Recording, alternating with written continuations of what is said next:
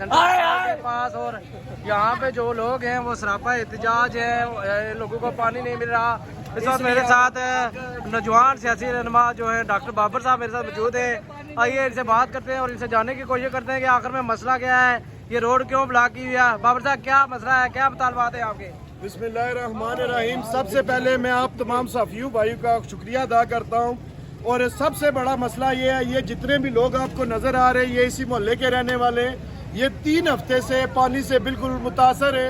पानी के टैंकर डलवा के अब बस हो चुकी है गरीब आवाम की, अब और पानी हम नहीं डलवा सकते।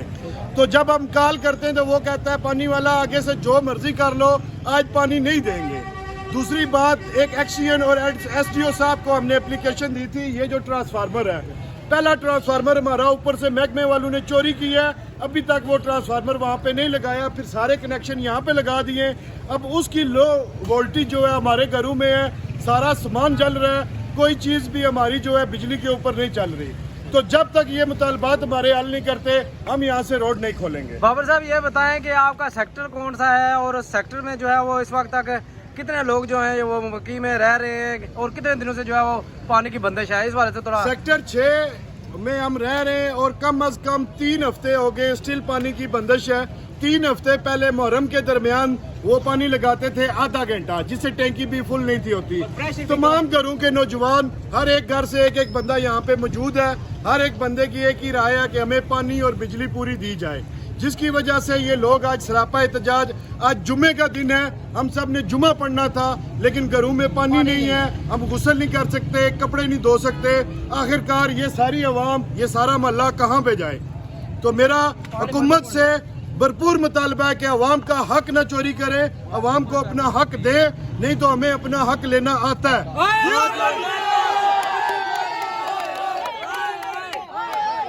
बाबर साहब ये बताएं कि अभी आपने जो रास्ता बंद किया है यहाँ पे मेन रोड जो है वो आपने ब्लॉक किया, टायर जलाए हुए हैं, आग लगाई हुई है, ये बताएं मुझे इंतजामिया से किसी ने आपके साथ रब्ता किया है कि नहीं किया? ये रिटर्न एप्लीकेशन मेरे पास पड़ी हुई है, ठीक है। मैंने आगे इंसाफी भाइयों को और इबलाल भाई एजेंसियों वालों को भी दी है कि 1 हफ्ता हो गया हमने रिटर्न एप्लीकेशन दी थी कि हम रोड भी बंद करेंगे, हम टायर भी जलाएंगे और अब तक नहीं खोलेंगे जब तक हमारे मुतालबे। 2 दिन का उन्होंने वादा किया था, जिसमें राजा राशिद साहब हमसे उसी जगह बैठे हुए थे एक्सीएन साहब ने, कि 2 दिन के अंदर इनका मसला हल किया जाए। लेकिन आज दूसरा हफ्ता स्टार्ट हो गया है तो महकमे वालों की जूं से तू नहीं हुई और वही हाल है ट्रांसफार्मर का। ना चोरी किया हुआ ट्रांसफार्मर वापस किया है और ना इसको ठीक करके दे रहे। तो ये कम अज कम हमने रिटर्न एप्लीकेशन 1 हफ्ता पहले दी थी, अब दूसरे हफ्ते हम ये एक्शन कर रहे हैं। अगर आपके मुतालबात नहीं जब तक पूरे होते तो उस वक्त तक आप ये एहतजाज जारी रखेंगे? इंशाल्लाह ये जारी रखेंगे और पूरी पीपल्स पार्टी को, पूरे आज़ाद कश्मीर को हम इसकी कॉल देंगे कि सेक्टर 6 के साथ हुकूमत और हुकूमत के इदारे जो ज़्यादती कर रहे हैं इसका जवाब हम ज़रूर लेके रहेंगे। ये जो ज़्यादतियाँ अवाम के साथ, गरीब के साथ कर रहे हैं, ये आराम तनख्वाहें ले रहे हैं गवर्नमेंट से, आराम खा रहे हैं, इनको कोई इंसानियत, कोई इनको एहसास नहीं है अवाम का।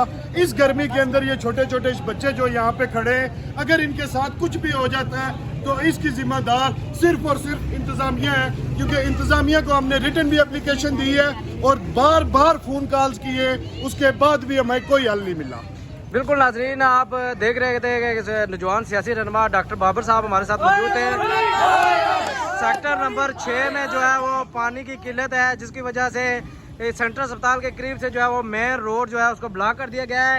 ये मनाजर है मेन रोड के, आप देख सकते हैं कि टायर जल रहे हैं और इस रोड को जो है वो हर किस्म की ट्रैफिक के लिए बंद कर दिया गया है। और डॉक्टर बाबर साहब का कहना है कि जब तक हमारे मुतालबात जो है वो पूरे नहीं हो जाते उस वक्त तक हम ये एहतजाज जारी रखेंगे। अपने मेज़बान मोहम्मद सोहेल को दीजिएगा इजाज़त। इंशाल्लाह मज़ीद अपडेट के लिए हमारे साथ जुड़े रहिए। अल्लाह हाफिज़।